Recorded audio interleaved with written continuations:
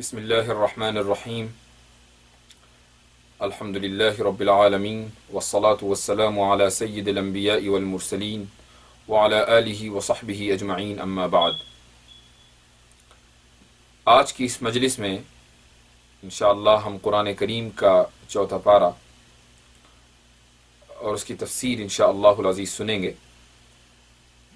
قرآن کریم کے اس چوتھے پارے کا آغاز ہوتا ہے اس آیت سے، اعوذ باللہ من الشیطان الرجیم، بسم اللہ الرحمن الرحیم، لن تنالوا البر حتى تنفقوا مما تحبون۔ اس آیت کے اندر یہ آیت سورہ آل عمران کی آیت نمبر 92 ہے، 92، اور اس آیت کے اندر ایک بہت ہی خوبصورت اصول یہ بیان کیا گیا ہے کہ انسان جب تک نیکی کے کمال تک نہیں پہنچ سکتا، اس وقت تک نہیں پہنچ سکتا جب تک وہ اپنی پسندیدہ ترین شے اللہ کی راہ میں قربان نہ کر دے۔ بہت سے لوگ ہوتے ہیں جو دعویٰ کرتے ہیں کہ ہم بڑے دیندار ہیں، ہم دین پر چلنے والے ہیں، یا وہ یہ سمجھتے ہیں اپنے دل کے اندر کہ ہم نمازی ہیں، روزے دار ہیں، حج کرنے والے ہیں، زکوٰۃ دینے والے ہیں، تو گویا کہ اللہ سبحانہ و تعالی ہم سے راضی ہے۔ ہو سکتا ہے، لیکن جو معیار اس آیت کے اندر اللہ کے نزدیک قبولیت کا بیان کیا گیا ہے، وہ معیار یہ ہے کہ تم اس وقت تک نیکی کو حاصل نہیں کر سکتے، لن تنالوا البر، بر اور نیکی کے کمال تک تم اس وقت تک نہیں پہنچ سکتے، حتی تنفقوا مما تحبون، جب تک تم اپنی پسندیدہ ترین شے کو اللہ کی راہ میں خرچ نہ کر دو۔ تو اگر کوئی آدمی ایسا ہے کہ جو سمجھتا ہے کہ یہ چیز میری سب سے زیادہ نفع بخش چیز ہے میرے لیے، میرا یہ بزنس یا میرا مال جو مجھے سب سے زیادہ فائدہ پہنچا سکتا ہے، اگر وہ مال اللہ کی راہ میں کوئی آدمی خرچ کر دے تو تبھی وہ نیکی کے کمال تک اور عروج تک پہنچ سکتا ہے۔ اس آیت کے اندر یہی پیغام دیا گیا ہے۔ اس کے بعد چند آیتوں کے بعد اللہ سبحانہ و تعالی ارشاد فرماتے ہیں کہ قل صدق اللہ فاتبعوا ملت ابراہیم حنیفا، کہ اے مسلمانوں تم تو حضرت ابراہیم علیہ السلام کی ملت کی اتباع کرو، اس لیے کہ نبی کریم صلی اللہ علیہ وسلم کا جو دین ہے وہ ملت ابراہیمی کے عین مطابق ہے۔ اس کے بعد آیا نمبر 96 میں 96 میں اس سورت کی قرآن کریم نے کعبۃ اللہ کی تعمیر کا ذکر کیا ہے۔ چونکہ جب حضرت ابراہیم علیہ السلام کا ذکر آیا تو ضمناً اب کعبۃ اللہ کی تعمیر کا ذکر آ رہا ہے کہ ان اول بیت وضع للناس للذی ببکۃ مبارکا وہدی للعالمین، کہ سب سے پہلا گھر جو لوگوں کے لیے بنایا گیا وہ مکے میں ہے، للذی ببکۃ، وہ مکے میں ہے، اس کے ارد گرد اللہ سبحانہ و تعالی نے برکت پیدا فرما دی، وہدی للعالمین، اور اس کو ہدایت کا مرکز بنا دیا ساری دنیا اور جہاں کے لیے۔ اور یہ حقیقت ہے کہ کوئی نبی ایسا نہیں گزرا کہ جس نبی نے یا جس رسول نے کعبۃ اللہ کا حج نہ کیا ہو، چونکہ جب مرکز ہدایت، منبع ہدایت، ثقل ہدایت وہ کعبۃ اللہ ہے تو یہ ناممکن ہے کہ اس دنیا کے کسی کونے میں کوئی نبی موجود ہو اور وہ اس ہدایت کے مرکز کے ارد گرد طواف انہوں نے نہ کیا ہو، یہ ناممکن ہے۔ اس کے بعد اللہ سبحانہ و تعالی آیت نمبر 102 میں ارشاد فرماتے ہیں یا ایھا الذین آمنوا اتقوا اللہ حق تقاتہ ولا تموتن الا وانتم مسلمون۔ یہ بہت ہی اہم آیت ہے، ہر مسلمان اس آیت کو سمجھے، اس آیت کو پڑھے اور اپنی زندگی، اپنی پرسنل لائف سے وہ اس آیت کا امپلیمنٹیشن کرے۔ اس میں اللہ سبحانہ و تعالیٰ فرماتے ہیں کہ اے ایمان والو، اللہ سے ڈرو جس طریقے سے جیسا کہ اس سے ڈرنے کا حق ہے، حق تقاتہ۔ تم اپنے کرائیٹیریا اور اپنے اصول اور ضابطے کے اعتبار سے اللہ سے اگر ڈرو گے تو وہ ڈرنا کافی نہیں ہے، ڈرنا ہے اللہ کے ضابطے اور اللہ کے کرائیٹیریا کے اعتبار سے، حق تقاتہ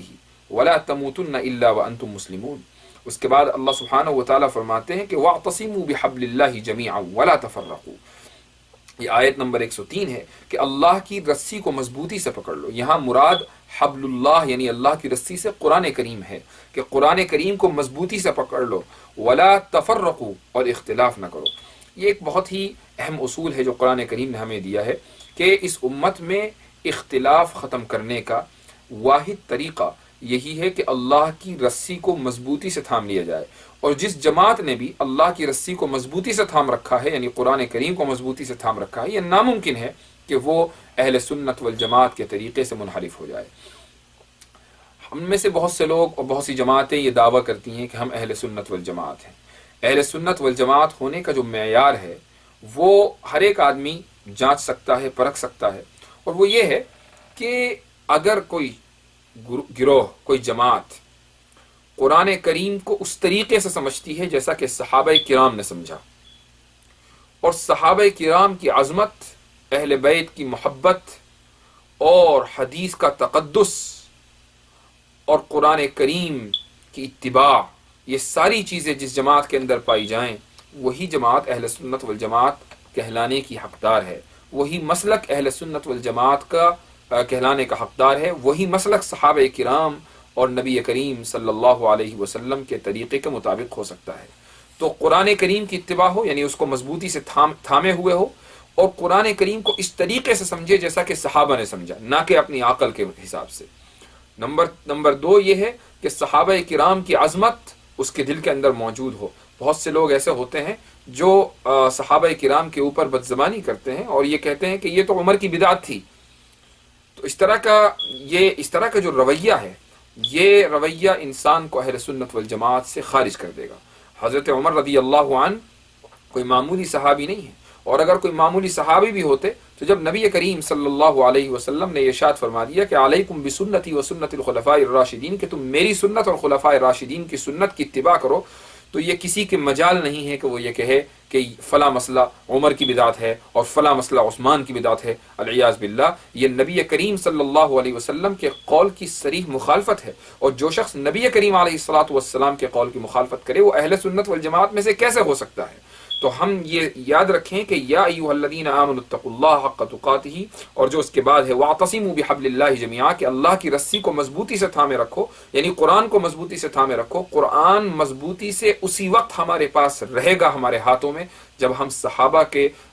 رضی اللہ عنہم کے طریقے کے مطابق اس قرآن کو پکڑیں گے۔ بہت سی چیز ایسی ہوتی ہیں کہ ہم اپنی دانش میں سمجھتے ہیں کہ ہم نے اس کو مضبوطی سے پکڑ رکھا ہے۔ کوئی آپ آئٹم کوئی بھی لیجئے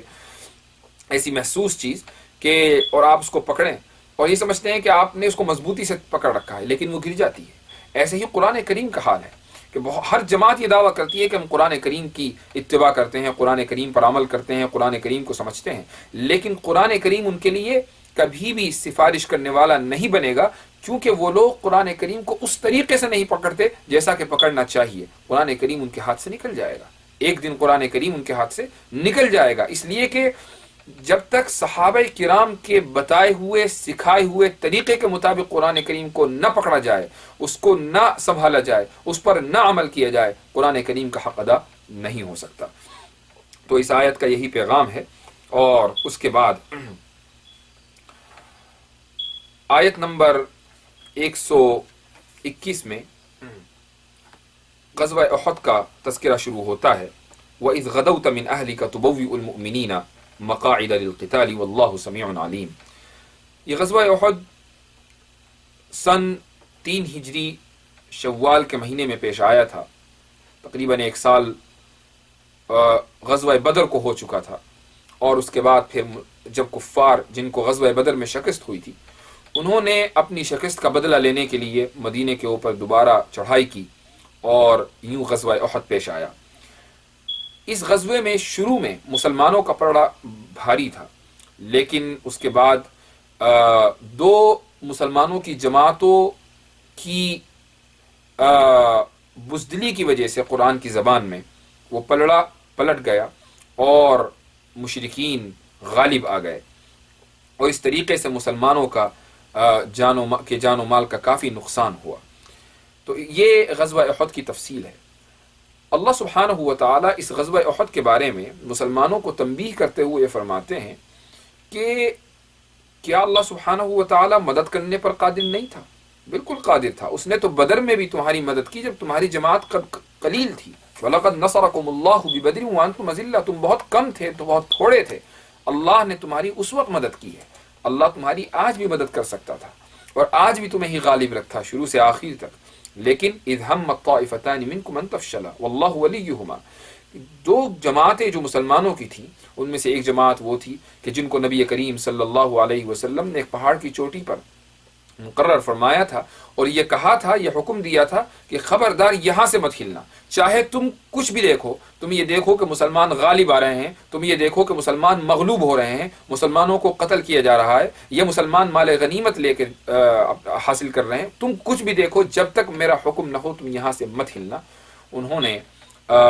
حکم عدولی کی اور یوں پوری جنگ کا جو نقشہ تھا وہ پلٹ گیا۔ تو اس طریقے سے ان چیزوں کا ان آیات کے اندر ذکر کیا گیا ہے۔ اس کے بعد اللہ سبحانہ و تعالی نے آیت نمبر 130 میں سود کا ذکر کیا کہ یا ایھا الذین آمنوا لا تأکلوا الربا اضعافا مضاعفا، یہاں سود کی برائی کو بیان کیا گیا ہے۔ اور اس کے بعد پھر غزوہ احد میں شکست سے جو مسلمان دل برداشتہ تھے ان کو تسلی دی گئی ہے۔ فرمایا گیا ہے آیت نمبر 140 میں کہ ان یمسسکم قرح فقد مس القوم قرح مثلہ، اس آیت کا مقصد یہی ہے، یہ بتانا ہے کہ مسلمانوں تم دل برداشتہ نہ ہو، مصیبتیں آتی ہیں، برے وقت آتے ہیں، چلے جاتے ہیں، آخر کار اللہ سبحانہ و تعالی غلبہ تمہیں ہی دے گا،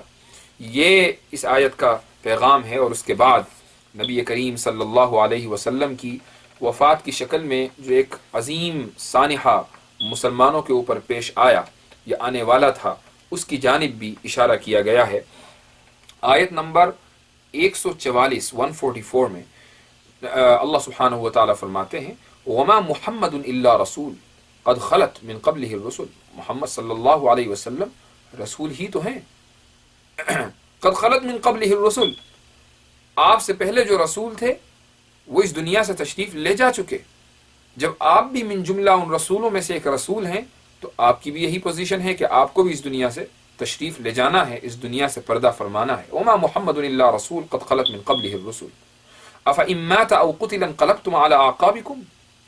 کیا اگر محمد صلی اللہ علیہ وسلم کی وفات ہو جائے یا وہ شہید ہو جائیں، کیا تم اپنے دین سے پھر جاؤ گے؟ کیا تم اس پیغام کو پس پش ڈال دو گے جس پیغام کو پھیلانے کے لیے نبی کریم صلی اللہ علیہ وسلم نے 23 سال محنت کی ہے؟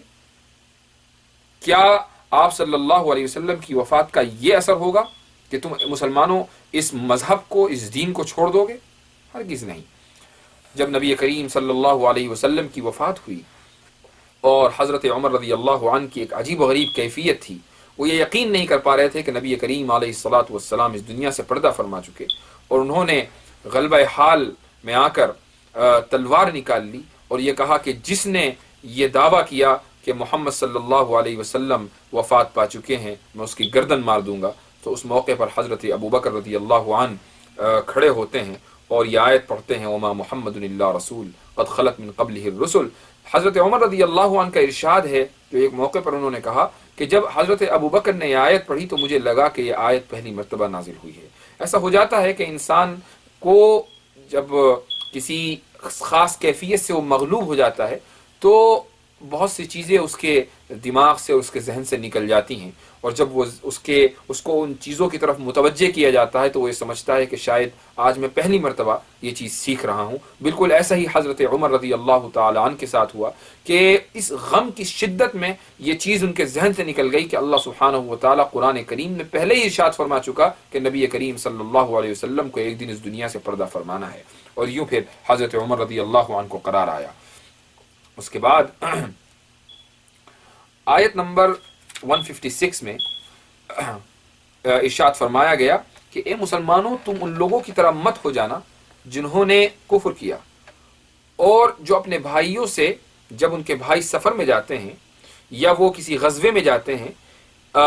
وہ یہ کہتے ہیں کہ بھئی اگر تم ہمارے ساتھ ہی رہتے اور سفر میں نہ جاتے، غزوے میں شریک نہ ہوتے تو تمہیں بھی کوئی تکلیف نہ پہنچتی جس طرح ہمیں کوئی تکلیف نہ پہنچی۔ کیا مطلب؟ یعنی تم منافق نہ بن جانا۔ یہ منافقوں کا وتیرہ تھا کہ جب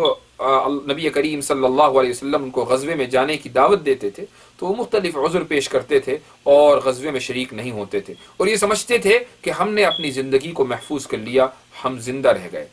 وجہ اس کی کیا ہے کہ ان کے نزدیک اس دنیا کی زندگی ہی اصل زندگی تھی. ان کے ذہن سے یہ نقطہ نکل گیا تھا کہ آخرت کی زندگی اصل زندگی ہے. اور جو مسلمان نبی کریم علیہ الصلاۃ والسلام کی دعوت پر لبیک کہہ کر غزوے میں شریک ہوئے ہیں اور انہوں نے اپنی جانیں اسلام کے لیے، دین کے لیے، نبی کریم علیہ الصلاۃ والسلام کے ناموس کے لیے اور آپ کے پیغام پر عمل کرنے کے لیے اور آپ کی دعوت پر لبیک کہنے کے لیے جنہوں نے اپنی جانیں قربان کر دیں، دراصل انہیں ہی حقیقی زندگی نصیب ہوئی ہے. جو لوگ نبی کریم علیہ الصلاۃ والسلام کی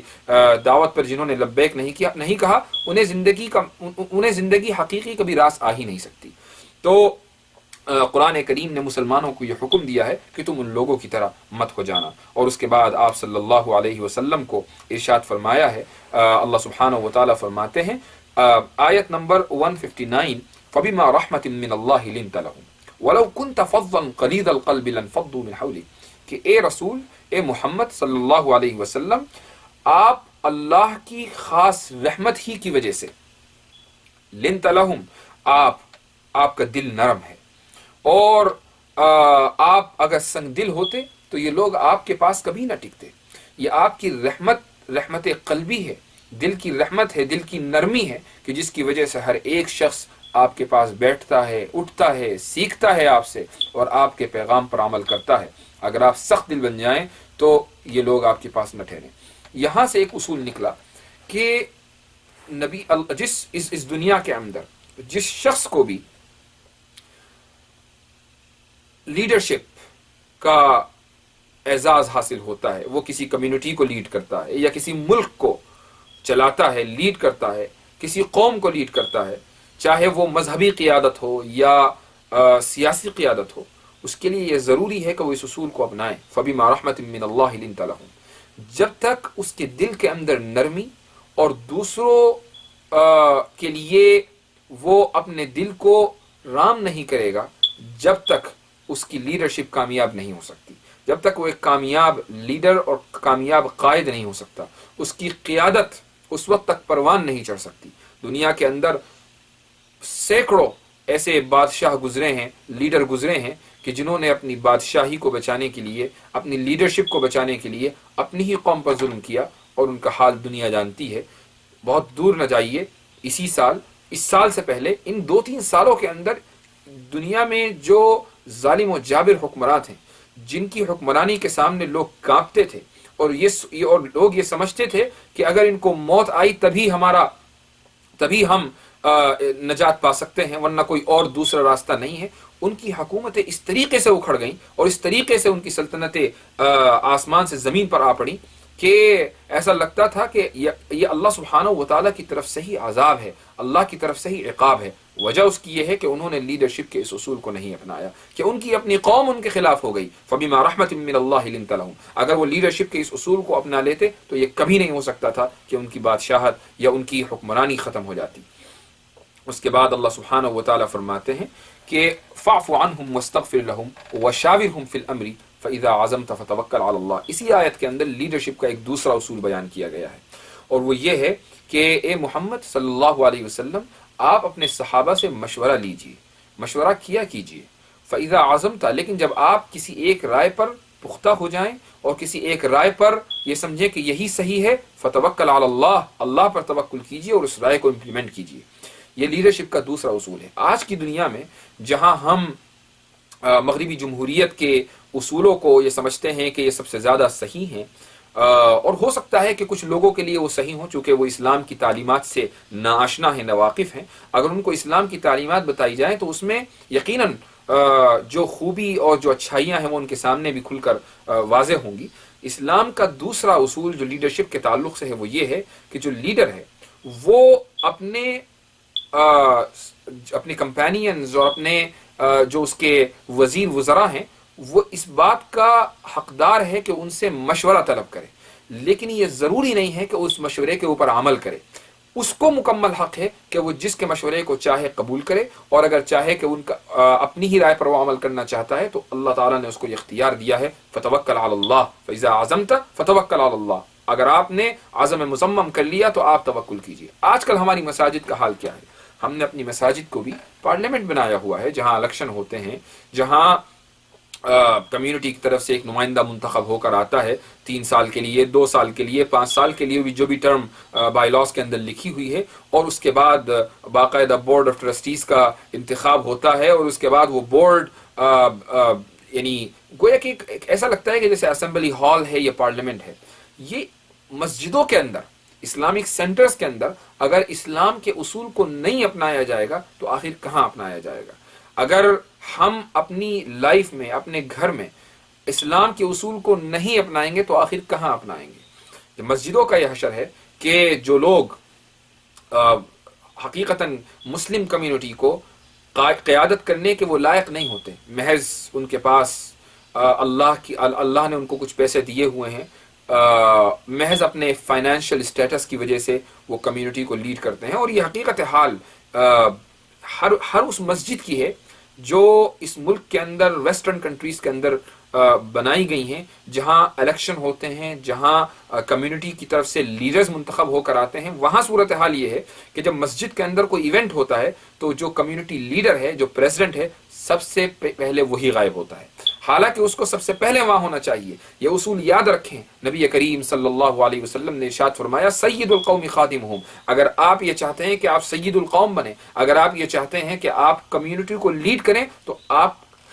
خدمت کے جذبے سے یہ کام کر سکتے ہیں. لیکن محض کرسی کے حاصل کرنے کے لیے، اپنے آپ کو پریزیڈنٹ کہلانے کے لیے، اپنے آپ کو ڈائریکٹر کہلانے کے لیے ہرگز نہیں. سید القوم خادمہم، قوم کا جو لیڈر ہوتا ہے وہ ان کا نوکر ہوتا ہے. اور اس اصول کے کو ہر جگہ ہمیں اپلائی کرنا ہے کہ وشاورہم فی الامر، کہ جو لیڈر ہے وہ دوسروں سے مشورہ کرے، لیکن جب جو رائے اس کو صحیح لگے وہ اس پر عمل کرے اور اللہ کے اوپر توکل کرے اور اس کو امپلیمنٹ کرے. ہم نے اس سے پہلے بھی دوسرے جز کی تفسیر کے آخر میں یہ بیان کیا تھا کہ لیڈرشپ کی جو خصوصیت ہے وہ اسلام میں وہ یہ ہے کہ انسان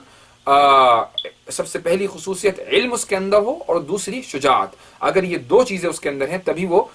لیڈ کرنے کا حقدار ہے، لیکن اگر یہ 2 صفات اس کے اندر نہیں ہے تو وہ لیڈ کرنے کا اہل نہیں ہے. اور محض کسی کے پاس مال و دولت ہونا یہ کوئی ایسی خصوصیت نہیں ہے کہ جس کی وجہ سے انسان اپنے آپ کو یہ سمجھے کہ میں کمیونٹی کی قیادت کر سکتا ہوں. اللہ سبحانہ و تعالی ہم سب کو صحیح راستے پر چلنے کی توفیق عطا فرمائے. اسی طریقے سے اس صورت کے اندر آیت نمبر 186 میں اللہ سبحانہ و تعالی ارشاد فرماتے ہیں لَتُبْلَوُنَّ فِي أَمْوَالِكُمْ وَأَنفُسِكُمْ وَلَتَسْمَعُنَّ مِنَ الَّذِينَ أُوتُوا الْكِتَابَ مِنْ قَبْلِكُمْ وَمِنَ الَّذِينَ أَشْرَكُوا أَذًى كَثِيرًا. اے مسلمانوں، تمہارا امتحان لیا جائے گا. کن چیزوں میں؟ فی اموالکم، تمہارے مال و دولت میں، اور تمہاری جانوں کے اعتبار سے. تمہاری جان، تمہاری مال، تمہارے یعنی انسان مسلمان ہر اعتبار سے اس کا امتحان ہے. کہیں وہ مالی اعتبار سے پریشان ہے تو کہیں جانی اعتبار سے وہ پریشان ہے، صحت کو لے کر پریشان ہے اور مختلف قسم کے مسائل سے دوچار ہے.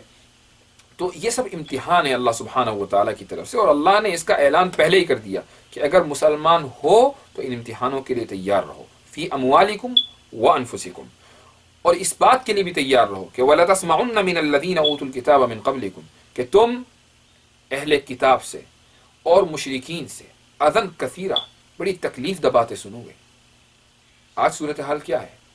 آج آپ جب سڑک پر چلتے ہیں اور آپ کی ڈریس اسلامی ہے، آپ کے چہرے پر اسلام کا شعار یعنی داڑھی ہے، آپ کے سر پر ٹوپی ہے اور آپ نے سنت کے مطابق لباس پہن رکھا ہے، تو آپ کیا محسوس کرتے ہیں؟ ہر آنکھ آپ کو دیکھ رہی ہے، ہر شخص آپ کو دیکھ رہا ہے، گھور رہا ہے، اشارے کر رہا ہے، فقرے کس رہا ہے. اور یہ چیز ساری دنیا کے اندر ہے، الا کہ آپ کسی مسلم ممالک میں ہوں، لیکن ساری دنیا کے اندر اس چیز کا مشاہدہ کیا جا سکتا ہے. اور امتحان یہی ہے کہ ہم اس صورتحال میں جم کر رہیں، ڈٹ کر رہیں. اگر ہم نے ان فقروں سے تنگ آ کر، ان باتوں سے دل برداشتہ ہو کر اپنے آپ کو بدل لیا تو ہم امتحان کے اندر ناکام ہیں. ہم یہ سمجھیں کہ جتنے فقرے ہم پر کسے جا رہے ہیں، جتنی نگاہیں ہمیں گھور رہی ہیں، جتنی آنکھیں ہماری طرف اٹھ رہی ہیں، اتنا ہی ثواب ہمیں مل رہا ہے، چونکہ یہ سب چیزیں ہمیں مضبوطی کے ساتھ اپنے دین پر قائم رہنے کی ترغیب دے رہی ہیں. مسلمان عورتیں جب سڑک پر جاتی ہیں حجاب کے اندر ہوتی ہیں تو کتنے ہی لوگ ان کو گھورتے ہیں اور ان کے اوپر فقرے کستے ہیں. اگر وہ عورتیں دل برداشتہ ہو کر حجاب اتار دیں اور یہ سمجھیں کہ ہم اس معاشرے کے اندر حجاب نہیں کر سکتے چونکہ یہاں ہمیں طرح طرح کی پریشانیوں کے اندر مبتلا کیا جاتا ہے، تو وہ امتحان کے اندر ناکام ہیں. وَلَتَسْمَعُنَّ مِنَ الَّذِينَ أُوتُوا الْكِتَابَ مِنْ قَبْلِكُمْ وَمِنَ الَّذِينَ أَشْرَكُوا أَذًى كَثِيرًا. جب قرآن نے یہ اعلان کر دیا کہ تم ایسا سنو گے تو ایسا ہوگا، اور یہ ہمارے لیے ضروری ہے کہ ہم ان صورتحال کا ڈٹ کر مقابلہ کریں اور اپنے آپ کو نہ بدلیں، اور یہ نیت ہمیشہ رکھیں کہ ہم جو یہ لباس پہن رہے ہیں یہ لباس اللہ کے لیے ہے، لوگوں کے لیے نہیں ہے. اور اس لباس چاہے عورتوں کے لیے وہ حجاب ہو، نقاب ہو، مردوں کے لیے سنت کے مطابق ڈریس ہو یا داڑھی ہو، ٹوپی ہو، یہ ساری چیزیں اگر امتحان کے اندر کامیاب ہونا ہے تو ان چیزوں کے اوپر ڈٹے رہنا ہے. اور جو لوگ حجاب، جو خواتین حجاب نہیں کرتی، جو مرد سنت کے مطابق محض اس وجہ سے ڈریس نہیں پہنتے، وہ بھی سن لیں کہ قرآن کریم نے یہ اعلان پہلے ہی کر دیا ہے. اور اگر انہیں اس امتحان کے اندر جو اسلام مسلمان ہونے کا جو ٹیسٹ ہے، جو امتحان ہے، اس کے اندر کامیاب ہونا ہے تو انہیں بھی اسی راستے پر آنا ہوگا جو نبی کریم صلی اللہ علیہ وسلم نے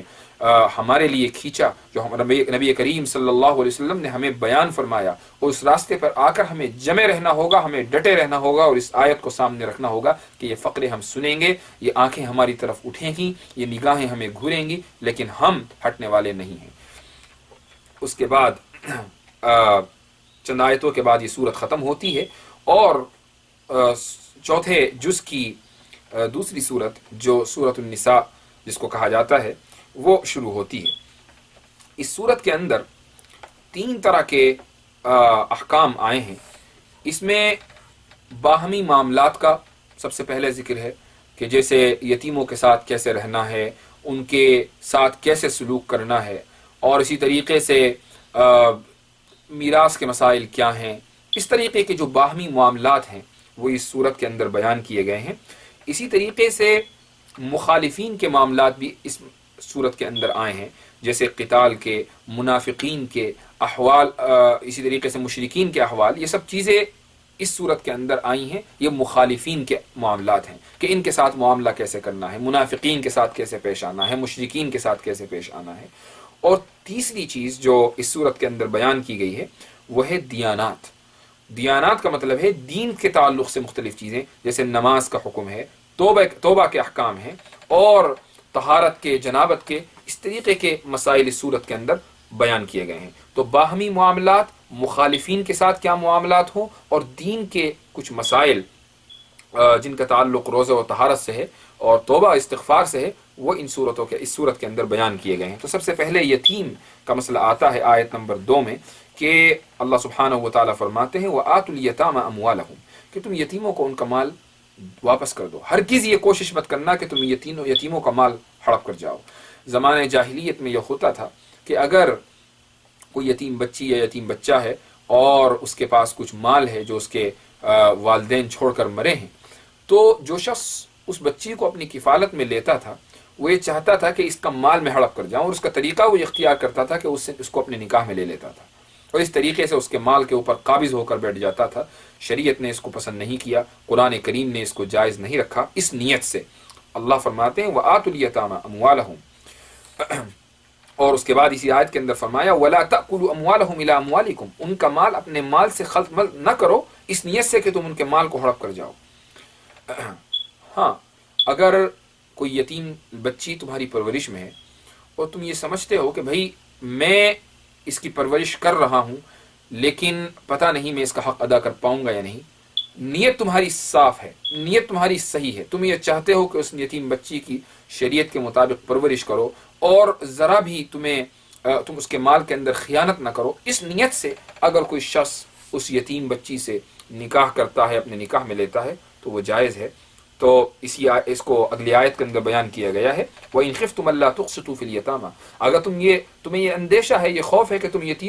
یتیموں کے معاملات میں انصاف نہیں کر سکو گے، فَانْكِحُوا مَا طَابَ لَكُم مِّنَ النِّسَاءِ مَثْنًى، اور تم پہلے سے شادی شدہ ہو تو تم ایک سے زائد نکاح کر سکتے ہو. اسلام نے تعدد ازواج یعنی ایک سے زائد نکاح کی اجازت دی ہے، لیکن اس کے ساتھ ایسے ریسٹرکشنز اور ایسی پابندیاں ہیں کہ جو ایک عام انسان ان پابندیوں کو پورا نہیں کر سکتا. اسی لیے اسی آیت کے اندر جہاں ایک سے زائد شادی کی اجازت دی گئی، یہ بھی فرما دیا گیا فَإِنْ خِفْتُمْ أَلَّا تَعْدِلُوا فَوَاحِدَةً، اگر تمہیں یہ اندیشہ ہو کہ تم ایک سے زائد بیویاں اگر ہیں، دو بیویاں ہیں، تین ہیں، ان کے درمیان عدل اور انصاف کا پیمانہ قائم نہیں رکھ سکو گے، فَوَاحِدَةً، تو ایک ہی پر اکتفا کرو۔ اور ایک دوسری آیت کے اندر یہ بھی ارشاد فرما دیا گیا کہ ایک سے زائد بیوی اگر کسی کی ہے تو انصاف کو قائم رکھنا، عدل قائم رکھنا، یہ اس کے لیے بے انتہا مشکل ہے۔ جب قرآن ہی نے اس چیز کو مشکل قرار دے دیا تو ظاہر ہے کہ کوئی یہ ہر ایک کے بس کی بات نہیں ہے۔ اس کے بعد میراث کے کچھ احکام اللہ سبحانہ و تعالی نے اس آیت کے اندر